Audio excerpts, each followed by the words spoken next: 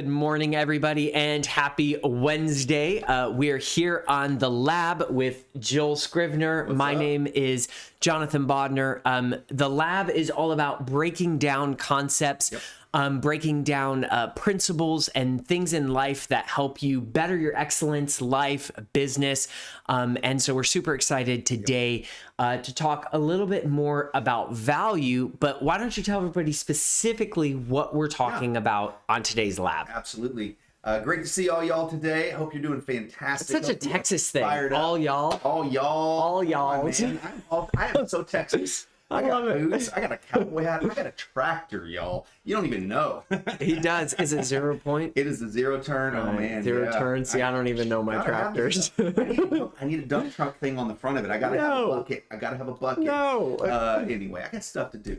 No, but it's today we're talking about value again. Yesterday, Jonathan and I got to listen to it. It was fantastic. I literally texted him. I'm like, you are a bad mofo. That was some good stuff, man. What did I say? You're really freaking impressive. Is that what I said? Something like that. Like that. Which means a lot. Stuff. Yeah, from you. Of course. You know. But no, we it was really great. You were talking about giving. You know, starting with giving. Before you earn, you give. It's just a basic principle. You have to invest to get a return, right? And so we talked about that specifically, and giving of yourself personally, giving in business, making those moves, and creating the funnel, that kind of a situation. And while I was listening to it, I really started thinking about, understanding your personal value and kind of discovering your greatest gift. Like, what do you really have to give the world around you? That's good. Last week on the lab, we talked about the hedgehog concept. Yeah. We talked about, what do you love? What are you good at? And where can you generate revenue? Yeah. And that sweet spot in the middle is your hedgehog. Yeah. And if you're missing the center, you either have a hobby, you got a job, or you got a dream, but you don't have your personal hedgehog. If you haven't yet, I would recommend going and watching Monday's Millionaire Mindset. So that's on our YouTube. That was this past Monday, same channel. And then last week's The Lab, just to kind of get caught up on the trajectory. Hey, that's smart. new. When you're really smart, you make up that's words. new. Trajection of where we're kind of going with all of these topics and where we're kind of leading the community and into these topics and everything. Also, before we really dive into this, if you haven't already, go ahead and subscribe to the channel. That always helps us. Like this video, drop a comment. I know right now we are live. If you're watching this later, drop a comment in there as well. And that always helps the video, share it and everything too. And so, yes, on Monday, we went through on Millionaire Mindset, we went through the what I like to call the value cycle, even though there's a marketing value cycle. So I have to rebrand that. Maybe you can help me rebrand that. Workshop it. And we talked about the value of first adding or giving, and then secondly, receiving or earning, and then thirdly, rewarding that relationship, and the power of doing those 3 steps in a row. And so, so today, and even on the lab, like you mentioned, we really dug deep into identifying, or at least identifying what in your life you're already doing that's either a passion, a hobby, or a purpose, or something that you can make money on and everything. And so where are we taking this today that's different than those past videos? Today I really want to dig into identifying, figuring out what makes you distinct, what makes you different. If it's your business, same thing. Yeah, because you'll become extinct. If you don't figure out what makes you distinct, your business, your own personal level of value add, and this is all about adding value. You have to know what makes you distinct and different. You have to know what sets you apart. For me as a coach, what made me distinct and different, because there are tons of coaches. There's a gajillion coaches out there, but there are not very many coaches that are world champion fighters that have enough gray matter left over that they're actually good communicators and speakers. So I happen to have about 25,000 hours of public speaking experience, and I was a world-class fighter. And so that being able to put those types of mindsets, the craziness that happens inside of a fighter's brain, and put that into concepts that regular people could understand, that's my sweet spot, right? So for you, for every individual, you got to find out your sweet spot. we talked a lot about your past, your childhood, your pain, how your pain will connect into your passion and your purpose. Using your pain to drive and to figure out what in the world you want to solve and what problem you experience. You know, and that I wish we would have broken that down even more, because that's so applicable to business in the sense that some of the greatest businesses in the world came out of a place of, you know, of why doesn't this exist? I need this. Social entrepreneurship. Yes. There's a problem in the world. Yes. And, I mean, for example, I was in a health conference in India, and the entire conference was these tech people. Yeah. And they were solving problems with technology in the health space. So villages that were 300 miles away from the nearest doctor, and the chief had a mobile device that was satellite link and had a version of WebMD. It's called Sage. It was the European version of WebMD, so the chief could actually diagnose things and then order the right drugs for the villagers, because there was no doctor within 300 miles. A little monitor that went on your baby's arm, because they had, you know, they're in the bush. They live in the bush. They have no way of knowing what the actual temperature is. And they were having lots of infant deaths because babies were too cold. And they didn't know they were too cold. So they actually created a little monitor that would go on the baby, you know, that would keep track of the temperature of the baby, and it would beep if the baby was getting too cold, and they could warm the baby. Which is a great example of like either experiencing something personally or like seeing something and solving that problem in the world. But, you know, today we're going to dig deep into you personally and isolate more than just, hey, your pain and what's come out of your pain, but we're going to isolate what you can be best at and the value that you can add, which again, this is what we've been leading up to. You know, there's been a lot of, like, you know, big concepts of business and this and, you know, adding to business relationships and everything. But it's like, I feel like if I was sitting on the other side of this camera right now, I would be like, wait, but what do I have? Sure.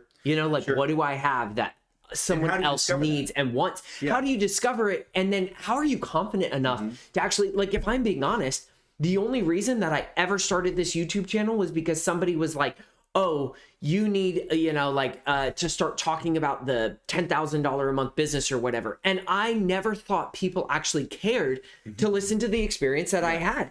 And even somebody like me with my experience and the businesses I've built and the multi-millions of, you know, sales and like all of this stuff, I still had a moment of, I don't know if anybody cares to hear the things that I've learned. And so I had to identify in myself that value.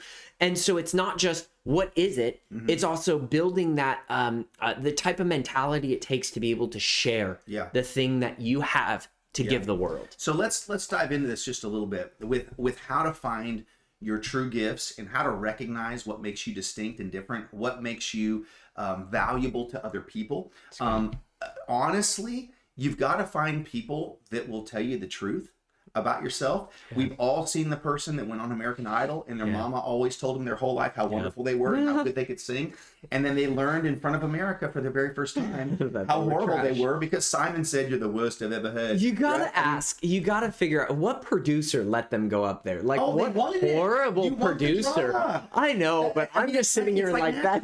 You watch for the wrecks. I would sue them. I would sue American Idol. I'd be like, no, but and I knew people personally that went on there, and they were some of the ones that they made fun of, and those people still to this day, some of them think that they're extremely talented in that way. So I mean, we've both dealt with, you know, one of the realities of being business owners and having employees is you deal with people that think they're better than they are. Oh yeah. You deal with people that are entitled. You deal with people that think they can do it better than you can do it. Right, and it's like, then what? Why aren't you? Yeah. Why aren't you doing it? Like, right. You know, so there's a reason you don't own a business. Exactly. We've all dealt with that. So there's a balance between having a healthy sense of confidence. You have two different types of people. You have people that think way too much of themselves than they should, and you have people that think way too less of themselves than they should. Yeah. And both of those extremes are wrong. You know, I know people that are unbelievably talented. And so I had a conversation with this one individual. I won't disclose who the person is, but they were upset because they had a specific gift and in a way that they wanted to express themselves in business. and they were watching someone else live their dream. And this person wasn't actually as good as them. They were good, but not as good as them. And I said to this person, I said, the only difference between that person and you is that person believes in herself. Ooh. She actually believes she's good. Wow. She actually believes she has value. Yeah. And you still don't. You're actually more talented. You're more gifted. But until you believe in yourself, you'll never step into that. That's amazing. Look at that. I got goosebumps. Okay, but it's so important. It's true. You got to believe in yourself, but you got to have real talent to back it up. So there has to be talent. And the talent reinforces the belief, because you begin seeing results, and like we talked about. Yeah. The work ethic. So, you don't have to be the most talented. You got to work harder than everybody else. Yeah. This whole idea of that I should just be this and I should just get that and I'm worth this much and I'm whatever. Show me the work. Yeah. Freaking show me the money. Show me the money. Get out there and make something happen. Show me how. Show me the results. Numbers tell a story. That's what we say in sales all the time at Apollo. And it's like, at the end of the day, if you tell me, you walk in, I'm the best salesperson ever, I'm going to crush this for you, and then everybody else is outperforming you, you got a big mouth and you don't have anything to back it up, Right. So a lot of people, they tell themselves things about themselves to make themselves feel better about themselves, and they live in la-la land, and it's not real. I had a guy that, again, I was a professional martial artist. I've trained for 30 years in the martial arts, and this guy challenged me. A guy I knew was actually a friend, and he said that he could go toe-to-toe with me because he watched UFC. Oh, no. So he could get in the ring with me. Oh, no. And go toe-to-toe because he watched. And I'm like, dude, you watched UFC? Did you? Did you teach him a lesson? I said, dude, I got boxing gloves in my trunk. Oh my gosh. I'll go get him. He goes, get him. And I beat the out of this dude. I beat this dude in front of friends. I beat the crap out of him. Dude, I didn't even tell you. I had my very first Brazilian Jiu-Jitsu lesson yesterday. Sorry, that was too loud. And not you, man. And I walk in, and it was a private lesson, and it's Frank Ortega, me, and the instructor. And the instructor comes, and he's like, why are you here today? And I literally said to be humbled. I was like, I need to be humbled. I was like, beat me up. I just need it. So, and they did. I woke up very bruised this morning. I didn't know you needed that in life. I'll humble you. No. So let's come back to this. So to find your value, you have to have you got to look at your life. You got to look at your talents. Are you an artist? Are you a writer? Where did you naturally excel? Yeah. Where did you naturally excel in school? Where did you naturally excel at sports? Were you the person that naturally would take the lead on the team? Did no matter what, you're looking around and no one's taking the lead, so you step up and take the lead? Do you have a natural gift for leadership? Are you the one that can jump up in front of the class or jump up in front of a group of people and make an announcement or give a presentation and you're not nervous about it? Yeah. Or are you the person that you're literally shuddering in the back and there's no way you're going up there? But if you can just work with your hands and work behind the scenes, you got to find that sweet spot, man. I've got a buddy who was an audio engineer, sound audio engineer, and he moved into creating drum sets, not drum sets, but drum kits. Wow. The guy Blade. I think he was Blade. Yeah, maybe. That's awesome. But he created like the enclosure, actually the enclosure. So he was really good with his hands. Working with metal, working with glass, working with plexiglass, whatever.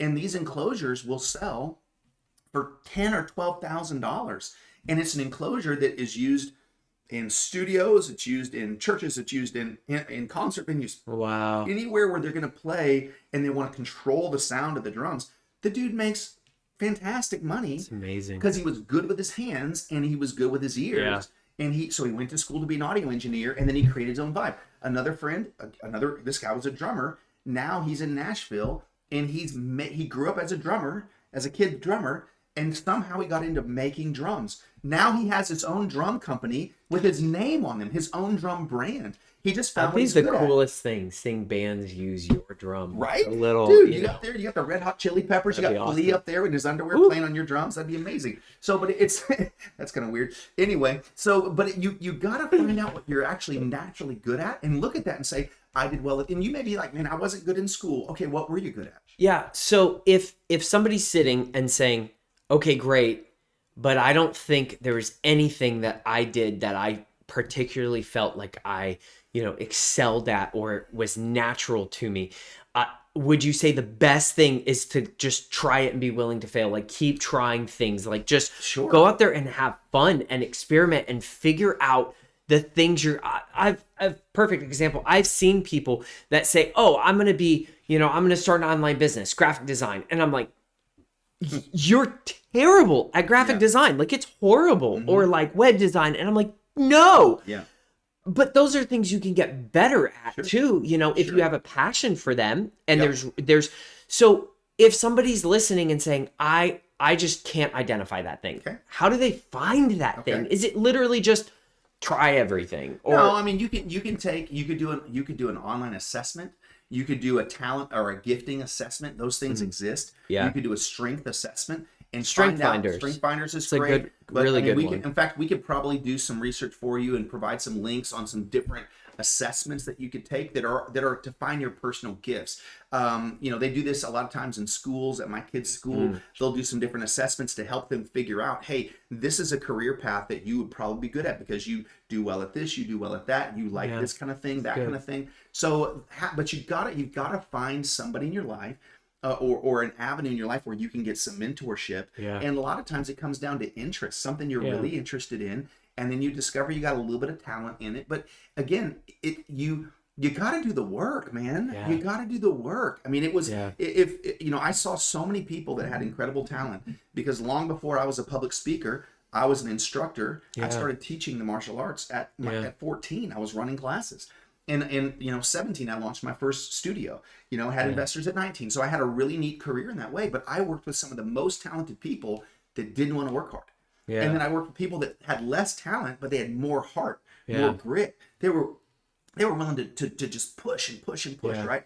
And so it almost doesn't even need to be something that you're naturally good at. It can be something that you love or you're passionate, but you've put in the reps and the time. When we talked about how to be successful at anything, we did a Millionaire Mindset a few weeks ago, and it was how to be successful at anything. One of the main points was time and reps and the consistency of consistency creates success. And it's the only difference between somebody that's sitting on the other side of a camera that's had success in anything versus the person that's sitting there and saying, I want to be successful in that is time and consistency. They did not quit. You've heard me say it before, but if you don't quit, you win every single time. And desire, drive, discipline, determination, a whole bunch of D's. All right. So put it like this. Okay. I have a beautiful wife. So do you. Okay. We didn't get a beautiful wife because we just were how many times? I was pretty captivating. Look, if I must say. Because my first sales attempts were, will you go out with me? And I got rejected over and over and over. And finally someone said yes. I think I was only rejected once, honestly. Oh my God. You didn't swing. You didn't have enough times at bat. I dated, never mind. I'm not, my wife's going to kill me if I go through my rap list. The other day we were driving home from the lake house and she's like, okay, so let's walk through. And she's like trying to remember all the girls I dated. And I'm like, why are you doing this right now?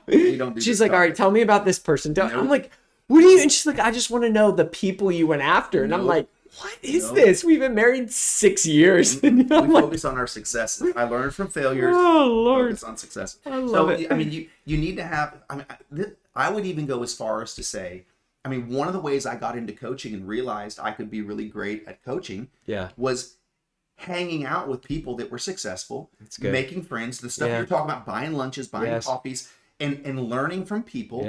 And then finally, one of them said, what's going on in your head? What idea do you have? Because I'm hanging out with very, very successful people, asking them, what kind of ideas are you working on? I would love to hear your, some of the lessons you've learned. You've got to show a genuine interest in the other person, because if it's all about you all the time, nobody cares. Nobody wants to hang out with you.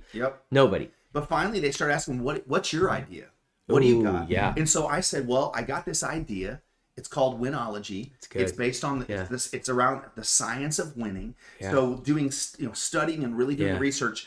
And I had this idea around a success system that would help anybody learn how to win in life at a greater level than they're currently winning, based on these specific principles that are guaranteed. And these people begin to say, "Oh my God, you have to do that. I need you. I'd hire you to do that." That kind of a situation. And you're like, "Okay, great. Right? Here's my rate." Right. So it was one of those things where other people were telling me, "You got to do this. You got to do this. You got to do this." The books that I've written, you got to write this book, Joel. You have to write this book. Organizations that I've started, you have to do this. This is an incredible idea. You got to do this. Nobody else is doing this. You got to do this. So having valuable friends and people that you can trust that will tell you the honest truth, you got to stay away from yes people. You got to have people that they're for you, they're champions for you, but they'll tell you the hard truth, man. That's a very important thing. So taking an honest look at yourself, but also moving past this whole level of, oh, well, I'm not really that good, and I'm not really that, I'm not this, and I'm not, you have to be able, this is one very, very practical thing, okay? I would encourage every single one of you to sit down. In fact, today, I would encourage you to sit down, and I want you to make a list of as many things about yourself that are good as you possibly can. Make a list of every single thing you can think about yourself that's good. Every single thing you can think about yourself that you're good at. Every single thing that you think about yourself that you have potential in. And write as many things down that you possibly can. I've sat with people in my coaching career that literally could not write a single thing down. They couldn't see a single thing good in themselves, but they could look at every other person. They were managers over 100 people, and they could walk through this lady, Christy. She's like, this guy is this, and oh, he's so amazing. Boom, boom, boom, boom, boom. And this person is this, and they're so amazing. And let me introduce you this. And then I'm like, well, tell me what's great about you. And they're like, I don't. And I said, well, tell me about your dream.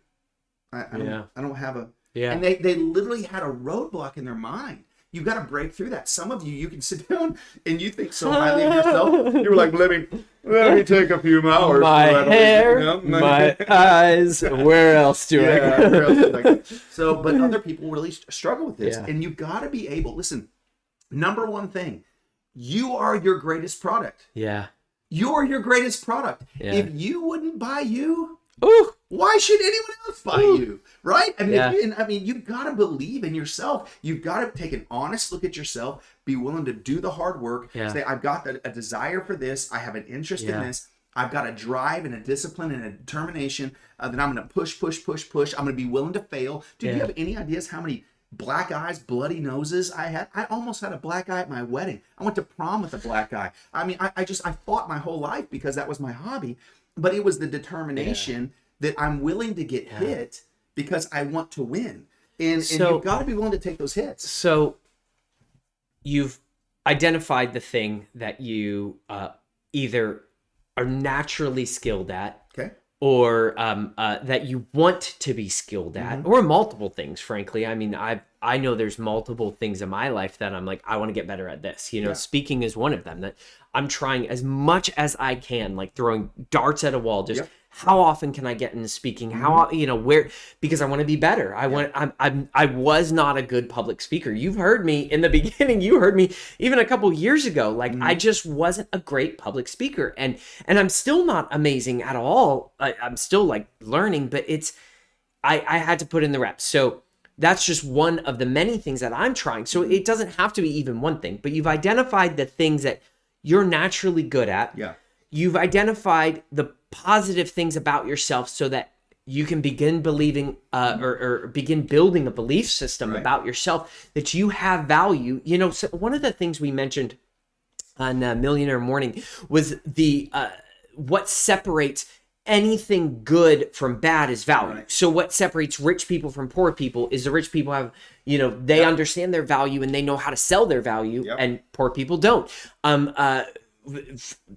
People with a lot of friends have value because they're adding value to their friendships, and people with not a lot of friends don't know how to portray that value. The difference between profitable businesses and businesses that aren't profitable is value. So that's why we're digging into this. But you've identified those things that you're either naturally, skilled at, or that you want to be better at. Then you've really built a belief system and a kind of a mindset of I'm valuable. How do you become the best at that? How do you become the best in, I heard you say it, the best in your world? So because if you just look at the Jim Collins book, Good to Great, I encourage everyone to read that. Fantastic book. Great book. Amazing. One of the best books I think I ever read for entrepreneurship in the very beginning was Good to Great.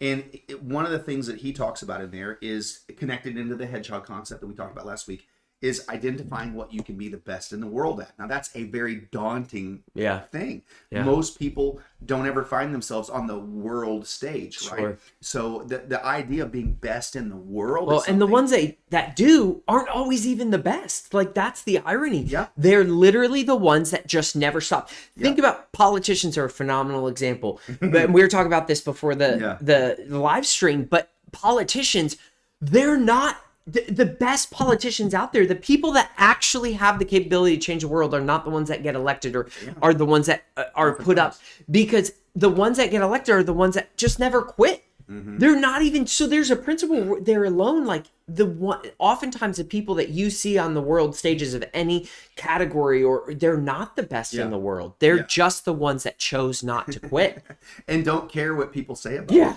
Right. I mean, so it's like some of the smart. So what we're talking about is I heard someone say the other day that, our country, comparing, they were talking to someone that was from another country, and they said our country is different than other countries in that we elect the dumbest people to run the country. And that's on both sides, frankly. As opposed to the smartest people in our nation are way too smart to subject themselves to the type of scrutiny and newsreels and to destroy their families, to shred their families. The political thing, you got to be completely out of your minds to go into that world, right? And because of what they're going to do to you in the news, and what they're going to do to your family and your children, and I mean everything, nothing's off limits. It's completely horrible what they do.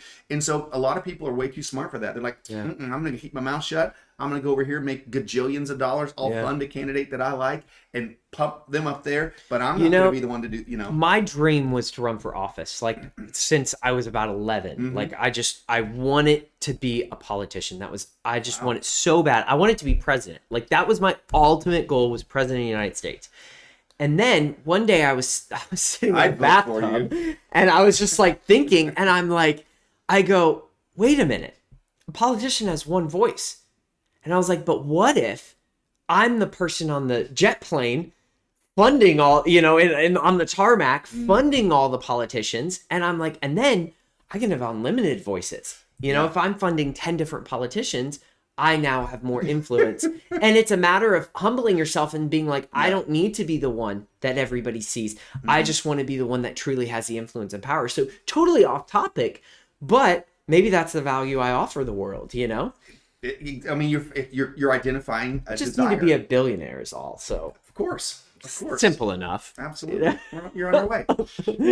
No, it's a very far leap from where I am to. So one of the things too with this is because we can talk about this personally, your own personal development.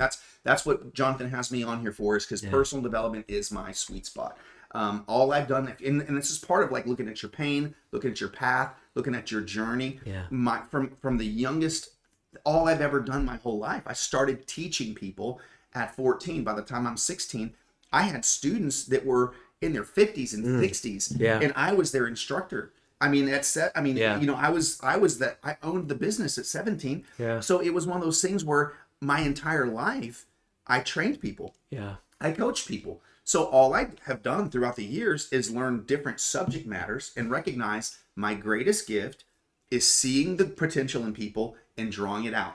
I've done it my whole life. So that's what I've identified as, this is what I can be, one of the best in the world at, or the best in my little world. But the other piece is having the self-awareness to recognize that person's better than me. Like I'm a coach that has a coach, and my coach, I'm like, dude, you're better than me. If you don't realize that people are better than you, you'll never learn from them. You gotta learn. Because your brain does not learn from people that you think less of. Yep. So find people that are better than you, that inspire you, and invest in them. Invest in time with them. Find ways to get in front of them. Find ways to go to their seminars. Find ways to read their books or listen to their podcasts. And if they're better than you in an area that you have a desire, you have a drive, you can have mentors. I've got a number of different mentors that I learn from that don't know I exist. But I read their books, I listen to their podcasts, I let them speak into my life through their life's work.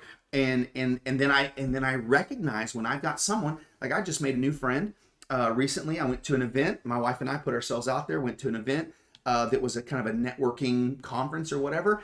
and we happened to make a relationship, had no idea who these people were, and we're hanging out with these people. And next thing you know, come to realize that this person, literally, their organization is 10 times the organization that I have. And I'm just hanging out thinking I got a new friend and don't realize this dude is a beast. I mean, he's an absolute beast. And now this guy's like bringing me into his world because we connected as humans. We connected as people. Yes. And now he's bringing me in this world going, let me show you this. Because I bet you in that moment, he felt like a human. He felt normal. He felt, and we talked about that last time too, is how successful people, like everybody wants something from a successful person. Sure. And it's like when most successful people actually want people to come in and just treat them like human beings. And that's probably part of the sweet spot there is I didn't know who the hell he was. Yeah. So I just was like, hey man, I'm Joel. You're whatever, and this and that, and our wives hit it off. We hit it off. It's good. Next thing you know, we went on a trip together, and now we went to visit them. I mean, it's like it's this crazy, opportunity that we just made really good friends with people that now, because we didn't want anything from them. We're just looking who can we give our friendship to? It's good. That's all. That's only thing was, and we were literally looking around this conference, and there were all these people that we knew were higher level people, and my wife and I are like, we're not climbers. Yeah. We're not going to go fabricate some fake relationship and be the climber that wants to, whatever. People. So we're like, you know what? That person's famous. That person's whatever. I'm going to learn from them, but I don't have to whatever. And then next thing you know, we make a relationship with someone that is. That's at a place that could really, really, really but it help came out of a place of giving and adding value to that person's life. Yeah. Giving. I mean, that's a gift. There are people that have the gift of friend. Yeah. Your gift is you're the best freaking friend that anyone could be. You got certain people, your gift is that you're really, really organized. You know how to organize. I mean, Jonathan needs people that are crazy organized in his organization because Jonathan is the mad scientist. And his brain is here and his brain is there. And I'm kind of like that too. I was in a meeting yesterday and I literally gave this person a list of everything I'm bad at. I said, I'm bad at this, I'm bad at this, I'm bad at this, I'm bad at this. Where can you fill that gap? Sure. I'm like, so for example, I know someone that loves to organize closets, organize garages, right? But I need them in my life. Yes. I need that person in my, I'm like, I got to figure out how to hire this person because that's the last thing I want to do is organize anything. I just want to dream up and make a new mess, right? That's our job. We make big messes. And then we find the right people to come help us make sense of our mess. I love it. I love it. But all right. It could be anything like that. Let's take a quick break. Cool. What do you want to talk about when we come back from the break? You know what? I kind of want to dive in to more examples of ways that you may discover your strength. That's awesome. Just like we talked about with someone that has a natural, they like to organize. I mean, there's like a gajillion different things we can dive into that may help you go, okay, wow, I didn't know that was actually a strength. Yeah. That kind of a situation. And then we can go from there. Awesome. We're going to take a quick break, go fill up on coffee and water. Stay hydrated out there, people. And we will be right back. Thank you very much. Welcome back, everybody, to the lab. My name is Jonathan Bodnar, and I'm here with Joel Scrivener, and we are talking about personal value, which is one of the first steps to the value cycle and adding value in relationships, business relationships, your business, your clients, your customers, all of those areas of life. And step one is just figuring out what you're good at and where you can offer value, which might sound like a very basic ground level thing. But the reality is, and you mentioned this last segment, a lot of people just don't know what they're good at. They just don't know where their value is. And so that's really what we want to dig into. So I want to do a couple things. I mentioned just right before, I want to talk about personality types because different personality types tend to have different strengths naturally.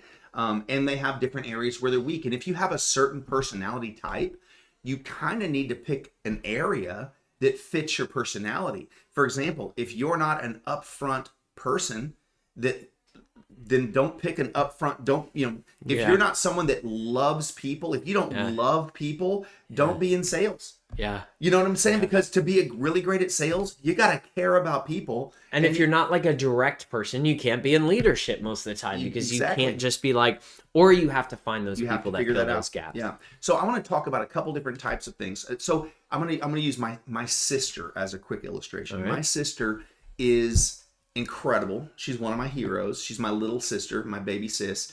And she, when we were little, she had the easy bake oven, and I was tortured because she always wanted to make these stupid little cakes. They were horrible, and she's cooking stuff in the microwave, and my parents would make me taste it, and it was terrible. But her whole life loved serving. She loved hosting. She loved cooking. She loved all those different things. She grows up. She goes off to college. Yeah. She gets married. She's a school teacher. Her number one thing that she loved to do was host people and cook dinner for them. She loved to cook dinner. She was, 20, 21, 22, 23, making these gourmet meals that she had. So easy bake oven turned into a rookie, untrained, but a rookie home chef that was pretty dang good. She had a nose for it. She had a palate for it, and she could make stuff taste and look and appear beautiful. And as she developed, she's a school teacher, then she's a stay-at-home mom. And she gets an idea one day. You know what? She was going to a certain church. She said, I think I'm going to do a small group. And she's had an idea. I think I'm going to do a small group, and I'll make it where all the moms come over, and I'll buy the ingredients, and someone brings a bottle of wine, and I'll teach them how to prepare this meal. And every week I'll teach them how to prepare a different meal. And over the course of 5 weeks, 8 weeks, 10 weeks, they've learned now 10 different meals that they can prepare. And we have a small group, we have a little wine, and now I'm teaching them how to meal prep and meal prepare for their families. And it was just something that she wanted to give back at her church. Well, then along the way, she thinks, you know what, maybe I'll take some pictures of this, and maybe I'll write a little blog. And this is 12 years ago, at the beginning of kind of the blogging craze, where that was kind of starting to jump out. So I'll take some pictures, I'll make a little blog. And then she starts doing it, and she, people start following, and next thing you know, she starts getting some ad revenue, and next thing you know, it starts getting a little bigger, and she thinks, you know what, maybe I could actually make a little money. Here's my goal. I just want to make enough money. I want my kids to go to this private school. So my goal is to make $2,000 a month so that my kids can go to private school. Well, it was right in the middle of 2007, 2008, 2009, when the housing market crashed, and her husband was in real estate. And at the exact same time where she's learning how to make a couple $1,000s a month to pay for school, the housing market crashes, and now she's got a sense of urgency because her husband's whole business was in the toilet. And nobody was buying houses. The whole industry, kind of similar to now, people that are in the housing industry, they're having a tough time right now. But she literally said, maybe I could actually be good at this. Next thing you know, flash forward, she creates a home-based business that is generating hundreds of thousands of dollars a year. Now this home-based business, here's my shameless plug. Her name is Summer Collier, aspicyperspective.com. If you cook, you've probably used her recipe. Don't even know it. My sister's a badass. Okay. And she's in one of the top food bloggers, food and travel bloggers in the nation. It's a multi-million-dollar organization out of her kitchen doing her childhood hobby. Guys, you've got to figure out, I really like this. I've always liked this. Well, she literally applied herself to learning the science of blogging, the science of SEO and all the different ways to make sure your stuff went to. She went to conference after conference, and a hobby turned into a multi-million-dollar business that now is almost on autopilot. She can do from anywhere in the world. It's just an amazing opportunity. And so my little sister is like a hero to me. I mean, she's incredible. But I just want to encourage you. It's her personality from her childhood was, I love to serve. I love to host. Dude, they're coming for Thanksgiving. Oh my God, do I love it when my sister's in town. Because I'm going to eat better than anybody in the universe. Yes, you need to come. Actually, you need to meet my sister and her husband. You'll love them. Awesome people. But looking at that kind of thing, someone that maybe they're competitive, they were naturally competitive, and they're great with people. That's a perfect place to be in sales. If you're competitive, you like to go toe to toe, and you like people, and you're good with people, a sales position is a really great position for you. You can make more money in sales in the right industry than you can in almost anything else. Both Jonathan and I, we're in sales. As business owners, we're constantly, that's what we do, right? We're helping. You know what I love about sales too, for anybody that wants to be a salesperson, the sales is actually pretty easy because it follows like 3 or 4 basic principles, and it doesn't matter what you're selling, it's all the same. And so when it's something that can be conquered or mastered really easily by just reps. And the problem is that if you don't enjoy rejection, you make a terrible salesperson. Because you have to get rejected 1,000 times before you get that one person that says yes. And then that conversion rate starts climbing because you begin realizing, wow, like these are the things that actually click. These are what people, respond best to. And that's why I love sales so much, is because so many people can excel in it. And it's a skill. It doesn't go on a resume in a sense. You know what I mean? It's not something that you go to school for, because you're just either really good at it or you've really worked. You can learn tactics. You can do training. Sure. But there's a natural gift in there. Yes. You discover the natural gift. But anybody can be a salesperson. And that's what I love, is it's something that's like, given the right amount of time, anybody could do it. Sure. So let's mention, for example, certain people like to build things. They're the people that want to take everything apart, put everything back together. I think, I don't know this 100%, but I think your brother Michael is a little bit like that. And he wants to understand how every single thing works. Destroy, and rebuild. But he's got an incredible skill at that. Well, now his business is literally to tear apart other people's businesses and put them back together again. Yes, that's the thing he's done his whole life. Now he's had to learn all kinds of different skills to be able to become good at sales and with people and different things. But his thing that he was naturally good at his whole life was destroying something and building it back up again. And now he makes millions of dollars doing that. So it's the whole thing of looking at your personality type. You may have the personality type where you love to adventure. There's for example, this summer I went, and there was a movie. Gosh, dog, I'm trying to think the movie. Anyway, it was a big movie. There was a river rafting scene of the movie. Well, this guy that was, he had gotten into river rafting. He'd started his little river rafting business, and somehow he got picked to be the rafting company that was part of filming the movie. The money he made from that, he ended up launching this. He took all that money and put it into his passion, and now he's got the largest rafting company across like a tri-state area. But that doesn't happen. That's like a process. So it's identifying. That's 25 years. This is a hobby. I enjoy this. I'm good at this.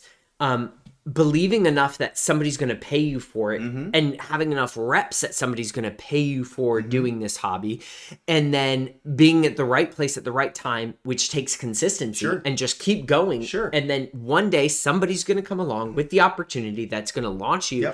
And it's not always like clawing for that opportunity, or even just, I haven't had that opportunity yet, so I must not be good at it. So you have to look at this guy. His hobby was rafting. So then he starts working for someone that owns a rafting organization. So now he's getting paid $10 an hour, 12, 15 plus tips, whatever. He's getting paid to do this job. He's learning the business. He's saving all his money so he can buy his own rafts. So he's serving someone else. We talked about this last time. You have to, the number one way to become good at something and have the opportunity in a certain field is to serve someone else that's already good at that and is in that field, right? So he does that. He saves up now he's got enough money to buy a handful of rafts. He starts doing this home thing on the side until he finally gets to the place where he can launch his company now, because he spent years learning the skill from someone else. It's not going to have this overnight success thing, guys. And that's honestly one of the most dangerous things when you're talking about investing, crypto, NFT. Everybody wants the overnight success. Everyone wants the 10 banger. Everyone wants the 100xer. Everybody wants that, and they're out there. But you got to get singles, man. You got to get base hits. You can't think everything's a home run. You have to have a realistic perspective. And it's what Dogecoin. It's what your friend Gabe was talking about. It's like you have to have a long-term perspective. That you're building a strategy over a long period of time that actually pays off, as opposed to just trying to hit these home runs out of the park. I've got a friend that literally, great sales guy, was good in finance, but he was always chasing the whale. He's got this whale of a deal. He's always chasing the whale, and he would ignore the singles. He would ignore the base hits. He would ignore the little bitty, the small fish. And look, you catch enough small fish, and it's worth a big fish. And so you got to be willing to catch the small fish and the medium fish, and not just keep going for this giant whale of a whatever. It's the little bitty things you do. When I read, there's a book called The Millionaire Mind. I think is the name of the actual book. I think so. It's got color lines I think on so, it. yeah. And so, but anyway, one of the things it talked about, the Millionaire Next Door. Oh, it was that one, the Millionaire okay. Next Door, and it was all about how regular some of the wealthiest people they live in an average house. Yeah. They drive an average vehicle. Yeah. They make an average or a good wage, Yeah. but they save the crud out of it, and you'd never know they were millionaires. Yeah. And they one of the things that stood out was they have a routine that they do over and over and over and over and over. Yeah. They have a routine, and it's just base hit, base hit, base hit, base hit. Single. I talked to this super, super wealthy guy. He was doing business online and in an industry that was just insanely lucrative. There were so many companies doing the same thing. And I asked him, I'm like, how did you become successful doing this when everybody else was successful? And he said, Jonathan, everybody went after the dollars. I went after the pennies. And he's like, I went after 1 million pennies and equaled the same amount as what they were going after. And I was like, dang, he was going after the small fish when everybody else was going after the big fish. And that's all they focused on. And the industry was massive and nobody cared about the small fish. So he was like, he saw an opportunity, he saw a niche to stay consistent and just, like you said, consistently pick it up, pick it up. And so, okay, so we mentioned earlier on personality, identifying your personality, identifying the things that you're good at, identifying, so what are some of the personality tests? We've kind of sprinkled them, but what are some personality tests that somebody could take right now after this call? Where do they go to Google and, take one of these tests? Oh my gosh, let me find my phone as far as a website. I think it's called Truity. Truity. Truity.com. It's the beauty of having a live show. Truity. So Truity.com, they have, and that's one that specializes in Enneagram, I believe.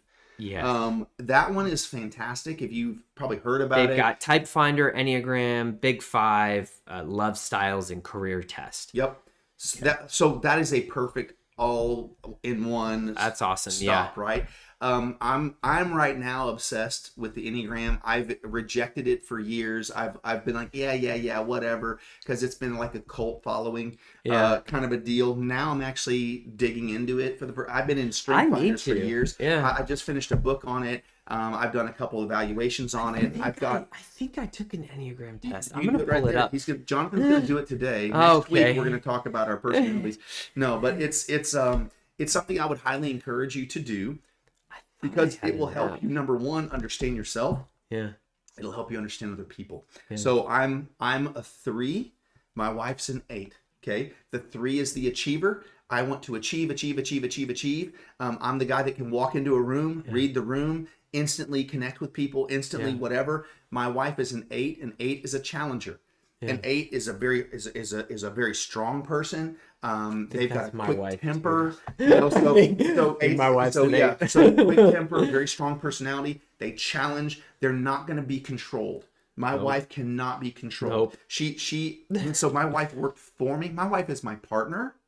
She doesn't work for me. There was a phase where she worked for me. The worst employee I've ever had in my life. Hey, I hired my wife, and I was like, why did I hire my wife? Because she can't work for anyone. No, she can't because work for everything was done wrong. But that turned out to be a strength. Yeah. And that's the reality of it, is that was such a strength when she's a counselor. And now, I mean, it's amazing to see her like excel in that and shine in that. And so it was a matter of her aligning her strengths into a career path that she was good at. So a book that I'm going to recommend that I just finished, and I'm actually going to start it again, is called The Road Back to You. Ooh, The Road Back to You.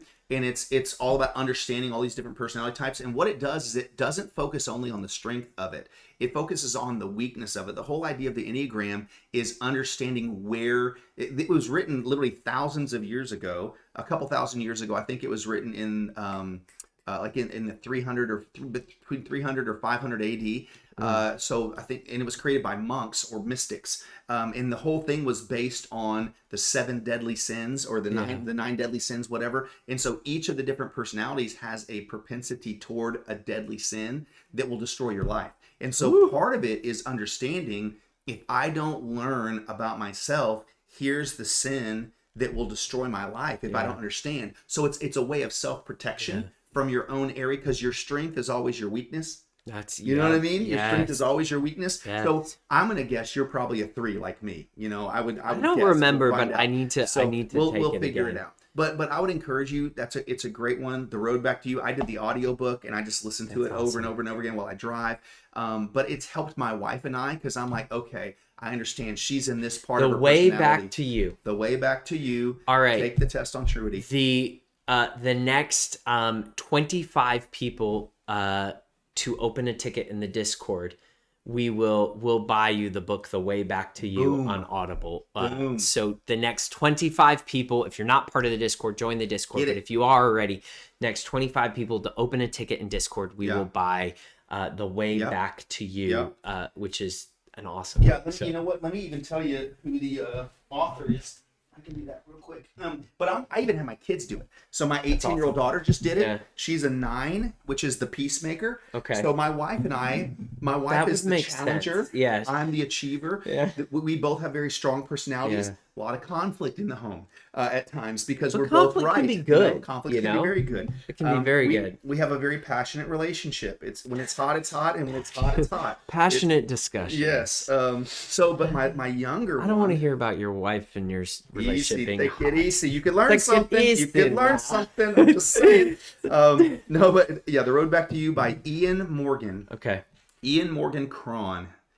The Road Back to You. So, anywho, my littlest one is a 2, which is the helper, and that's her whole life. My wife used to joke around and say she's my personal assistant, because when she was 3, 4, 5 years old, Mommy, you forgot this, this, and this. Don't remember, you have to go to the store. Don't forget to stop by CVS. And we got a 4-year-old personal assistant. She's incredible. So, but it's awesome. Again, it connects into your childhood. Yes. It connects into you just understanding you. And it'll help you understand also some different ways that you can be. It's really about being the best version of you. That's what it's about. Personal discovery, being the best version of you. That's awesome. That's fantastic. And this entire concept is so important to your success in so many different areas in life, because it's going back to the foundation. It's going back to the start. It's going back to a place of who am I? What am I good at? Where do I excel at? And where do I want to excel at? And here's the reality. It is never too late in your life to reinvent yourself. True. And it's always, you can always one up yourself. You can always recreate and rediscover and discover a deeper version of yourself is the reality. Because even me, it's like, I could have stopped at Web 2. I could have stopped at websites. I was massively successful in websites. I went from $200 a website to $20,000 a website. And it took me a day. I was doing one website a month, living large, 20K. I could have stopped there. But then I went SaaS software, because I was like, wait, SaaS, I can scale. I was like, it's no longer just, 20,000. I can hire people. I can scale. I can, and then it went to Web 2. And so, or Web 3, sorry, and NFTs and all of that stuff. And I'm like, ooh, I want to conquer this new thing, which some days I ask myself, is this really what I wanted? But it is.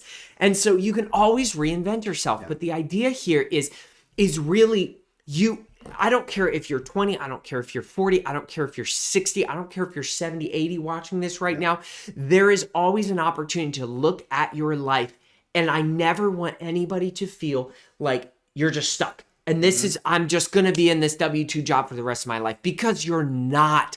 There are so many opportunities and milestones in your life that you can say, this is it. I'm changing today. I'm going to relook at my life. I'm going to decide my life will be different, and I will chase something that I love, even if it's small, even if it's after, I get off at 5 p.m. I'm going to go 6 to 7. I'm going to chase this thing or, in the evenings.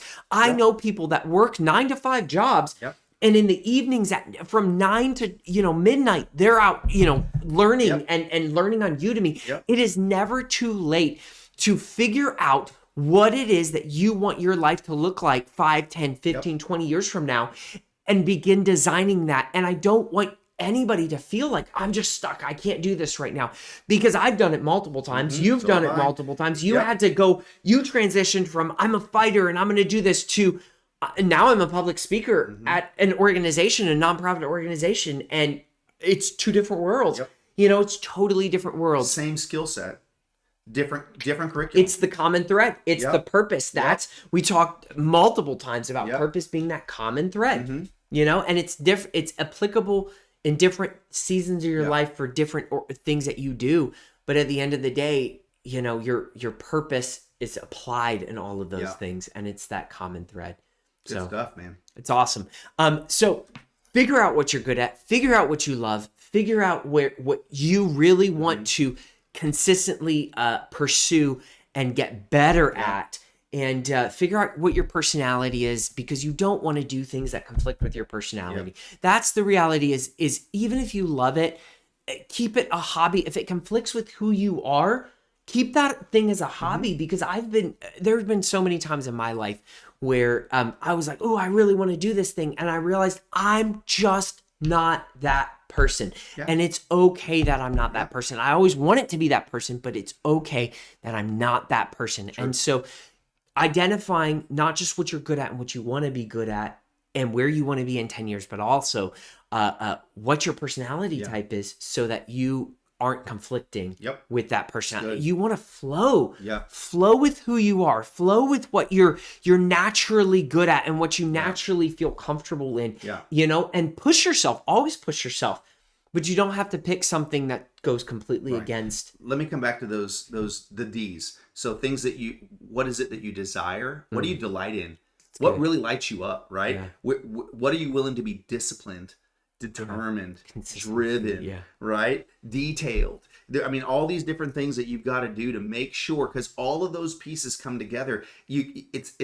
It's not about, you got to be excellent at it. Whatever your business, whatever, you got to be excellent at it. It's not just talent. It's the discipline. It's the drive. It's the details. That's good. It's and it delights you. It's a desire that you have. It fulfills you. I mean, all those different things. You know, I have this idea. One day I'm going to write this book, but I'm not there yet. But it's called Turning Your Passion into a Paycheck.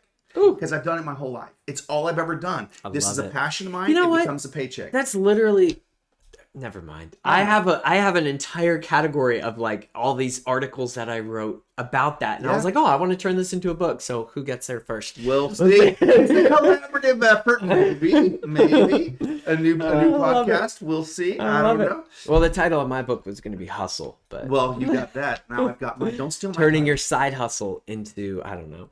All right, guys, this has been The Lab. Thank you very much for being a part of this with us. We've had a lot of fun. Always. Any closing thoughts? Any last inspiration? Believe. You got to believe in yourself. Yes. Be realistic. Get real feedback. Don't surround yourself with yes people. Get real feedback. Be real honest with yourself. Brutally honest. But believe in yourself, and don't freaking quit. Don't quit. Don't make excuses. Don't talk yourself out of it. Don't quit. Keep saying, we're going this way. We're doing this. We're doing this. We're going here. You got to create that belief system. And it's good. I love it. You know, last thought from me, because you like sparked something. I'm like, dang it. So my wife and I were talking last night, and she was like, we were talking about how I take Callan in the morning, and I take Callan at probably 5:45, 6 a.m., like sometimes even 5:30, because I want her to sleep. You know, maybe he's been up a couple nights, and it is the hardest. I told her last night, she's like, what's the hardest thing you do every day? And I said, waking up, because I'm laying there. I just want to sleep. I'm like, it is and she's like, but you do it every day. And I'm like, the secret to success is doing the hard things. The first thing you do is the hard thing. Eat the frog.